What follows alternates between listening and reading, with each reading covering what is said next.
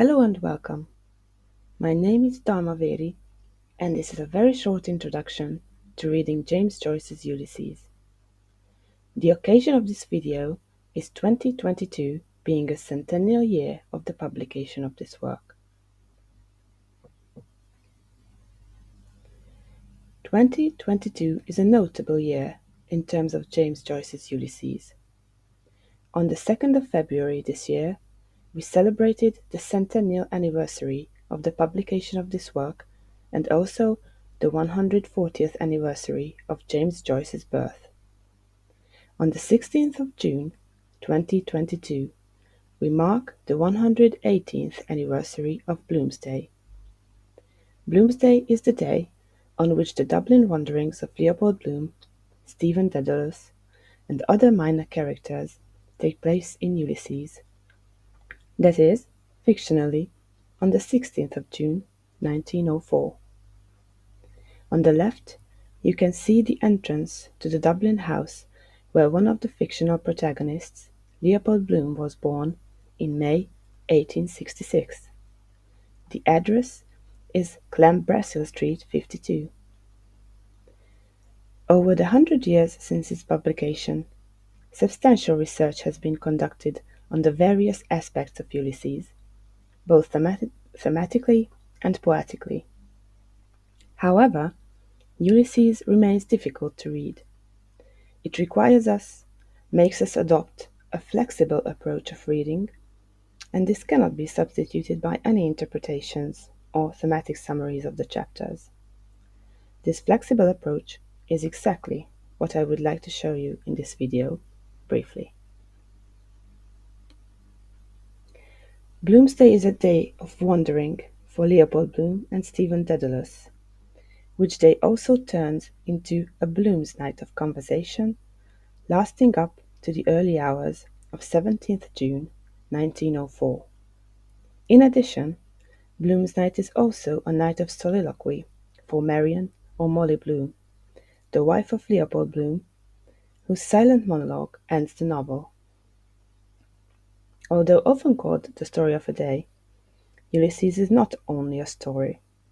In fact, it is less a story than a multifaceted, complex, epic piece of lyrical prose, suffused with humor, humaneness, and the nuanced impressions of a Dublin day.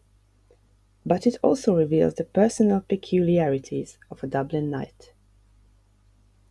Thus, instead of being a story of a day, Ulysses is about the transformations and intricacies of the English language, in my view. The various threads of silent thought, or, in other words, the unspoken thoughts of various characters on different topics, intertwine with threads of dialogue, narratorial speech, and unidentifiable stylistic idiosyncrasies, but also with the slogans of advertisements and with the verbalization of visual cues, impressions. This creates a thick texture of speech, revealing that language is not a transparent medium, but an essential way of articulating and reflecting the human condition, by way of its own means, in terms of a rich variety of possibilities. It is the thickness of Ulysses as a multifaceted texture, its diverse modes of speech, and variations of syntactic patterns that make it difficult to read and require a flexible approach. If its logic is followed well, its uniqueness provides exceptional, immensely humorous, and sometimes almost unnoticeably touching insight. Therefore, I invite you to read an excerpt from the 6th episode of the book, usually referred to as Hades.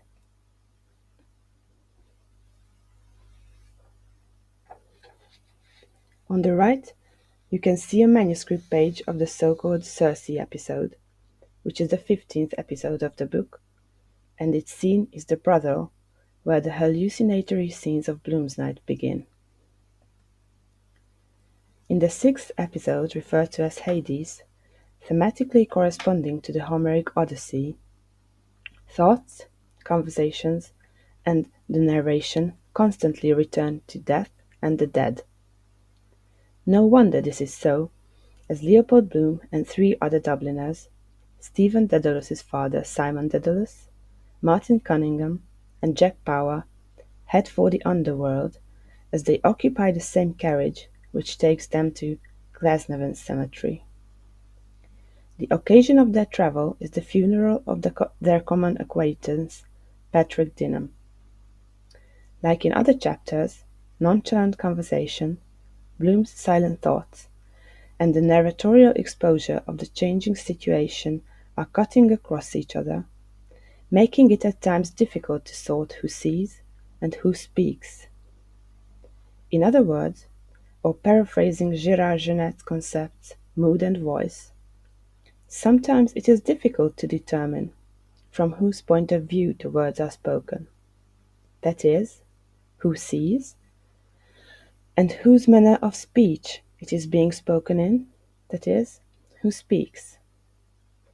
As we shall see, sometimes it is not even possible and or necessary to decide. Approaching the cemetery, the following three paragraphs ensue, two of them constituting one line each. The page number and the number of lines are indicated in brackets at the end.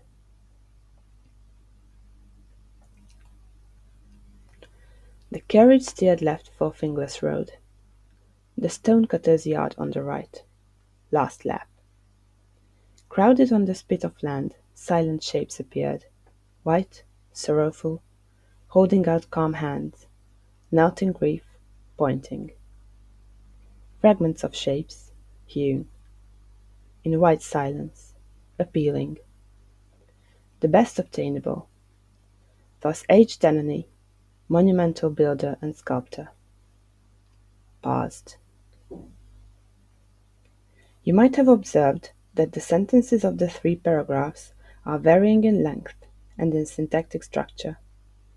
Some sentences are fragmentary and truncated, missing a subject, that is, a noun, or are lacking a predicate, that is, a verb. Examples for truncated sentences are last lap, fragments of shapes, hewn, or paused. Other sentences of the paragraphs are complex and syntactically complete, such as the carriage steered left for Finglas Road, or the one beginning with the verb phrase crowded on the spit of land. This stylistic and syntactic variation might be confusing on first reading, as one may lose sight of the point of view, that is, of who sees what is being shown. This also makes it difficult to decide who speaks, whose voice is heard, and hence it is challenging to make sense of the entire segment. In the course of reading Ulysses, one learns to adapt to the patterns of syntactic and semantic structures en route into the text, which makes it easier to recognize the voices associated with them. More explicitly, silent thoughts are usually truncated sentences lacking a subject or a predicate, such as the sentences marked in green. The well-rounded, syntactically complete sentences are typical of, but not restricted to the narrator. See the phrases marked in orange. However, narratorial speech is often infused with adjectives, adverbs, and related phrases exhibiting affective states. See the text marked in blue.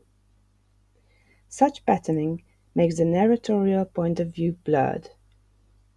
Is the sentence's point of view that of an indifferently observant narrator, or that of a character with an emotional relation to the scene? It is often difficult to tell. The indeterminacy remains.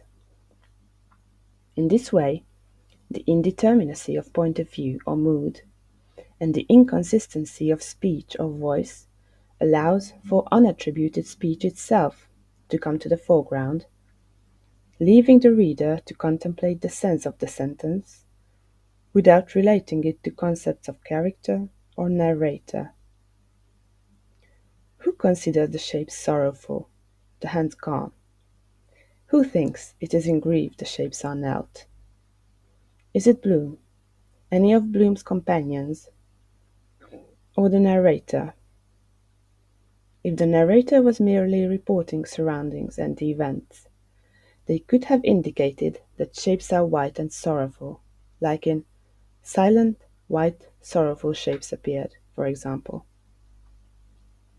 Why are white and sorrowful dislocated to the beginning of a complementary subordinate clause?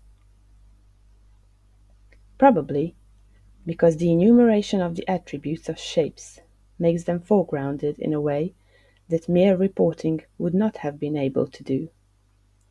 It makes the whiteness and sorrowfulness of shapes or their kneeling in grief iconic, and in this way, lyrically exposed. But is a lyrical narrator merely a narrator? Is their voice only a complement to the speech of characters, or is it an independent voice with an independent view? Decide for yourselves. I believe that the voice of the narrator is lyrically elusive in Ulysses, and this allows the text to make itself heard in its unattributable sense.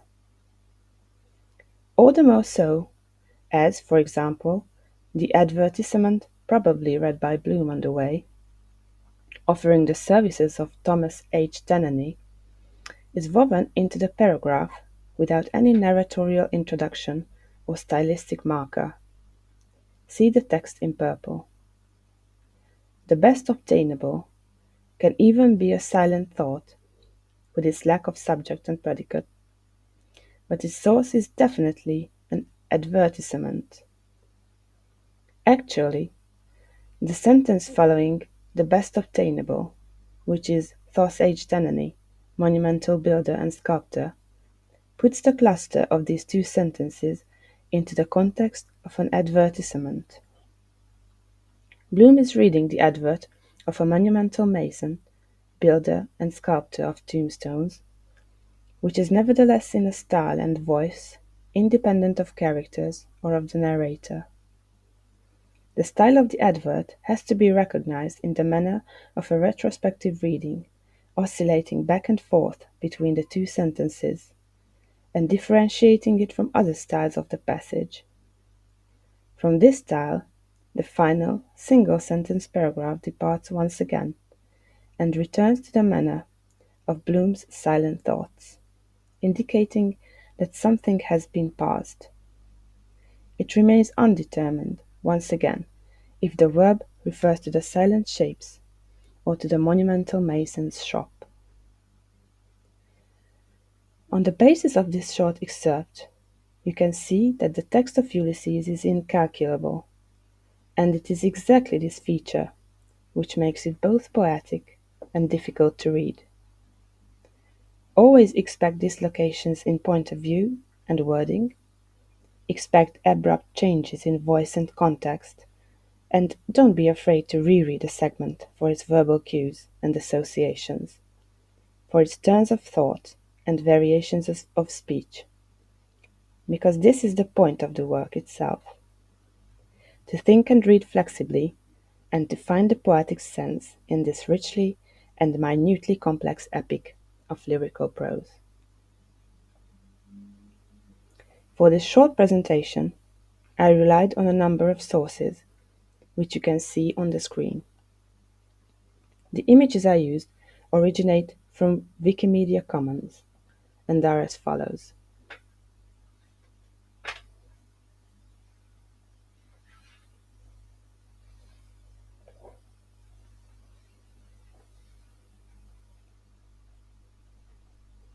And thank you for watching this video. I hope I have been able to introduce you to the verbal logic of Ulysses and to the flexibility of reading it requires. Let me know in comments if you are interested in similar videos on Ulysses. If you are interested in my papers on Ulysses, please visit my profile at academia.edu. If you need support in English for academic purposes, English as a second language, or in any other area of my work portfolio, visit my website at dalmavari.hu. Thank you once again, and goodbye.